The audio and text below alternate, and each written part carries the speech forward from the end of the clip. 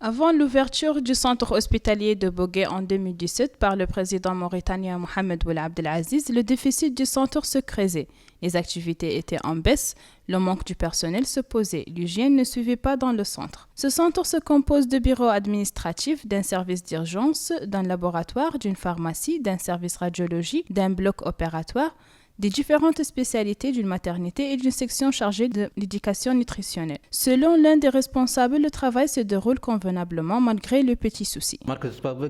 Ce centre est inauguré par le président de la République le 27 novembre 2017. Nous disposons de bureaux administratifs, d'un service d'urgence, d'un bloc opératoire, entre autres.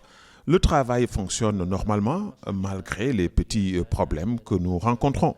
Pour le docteur Ould, de la demande des patients est forte car le centre couvre les 21 communes environnantes. Comme vous le voyez vous-même, le centre hospitalier de Bogué couvre les 21 communes environnantes. Nous disposons d'un médecin généraliste et son assistant. Nous avons besoin plus d'aide pour le bon fonctionnement de l'hôpital. Mais les entendements, ce ne sont pas les mêmes.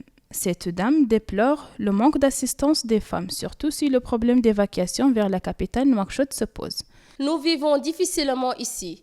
L'hôpital de Bogué a d'énormes problèmes, surtout chez nous les femmes. Pour être évacuées à Nouakchott, c'est un tas de problèmes. Nous demandons aux autorités compétentes à venir nous aider. Rappelons que le coût global de ce centre d'une capacité de 50 lits, construit sur une superficie de 7 237 m² et de 1,24 milliard d'ouguiyas sur fonds propres du budget de l'État mauritanien.